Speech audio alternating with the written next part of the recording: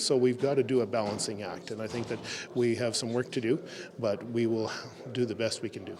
The second draft of Lloydminster's 2017 budget has one glaring highlight: a significant reduction to the forecasted deficit next year. We've gone with a fine-tooth comb over other things, identified different strategies, different initiatives that we brought forward, not really through one specific area, but really looked at the global picture.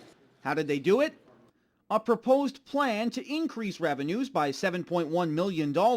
That includes the sale of $3 million in city-owned assets, an adjustment to fees, and a 4% increase to the municipal levy.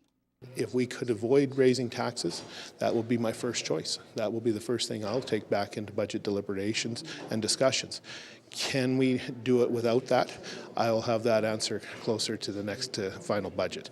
The draft budget also states an increase to the levy is necessary to maintain service levels after an 129% increase to city expenses over the past 9 years.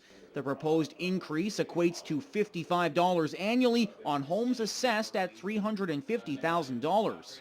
The real cost of anything is what you have to give up. And I think as we've gone through the process of reducing our budget up to this point, the question that I always worry about is, so what is it that we have to give up in terms of what we do with the city? And giving up is what they'll have to do. A cost reduction strategy totaling $3.3 million that features the dissolution of the Lloydminster Economic Development Corporation and slashing $1.8 million from operational expenses. We still have to provide core services, and yes, it might mean the services aren't to the same level that we might like them, but we got to do the best we can with what we got available. Replacing the sewer and water lines that need to be replaced, the new landfill pit, those are essential services. They have to go. To leave the streets and not repair them just means bigger bills down the road. Now, all these cuts in spending and increases in taxes are only proposed since it's the second draft of the budget.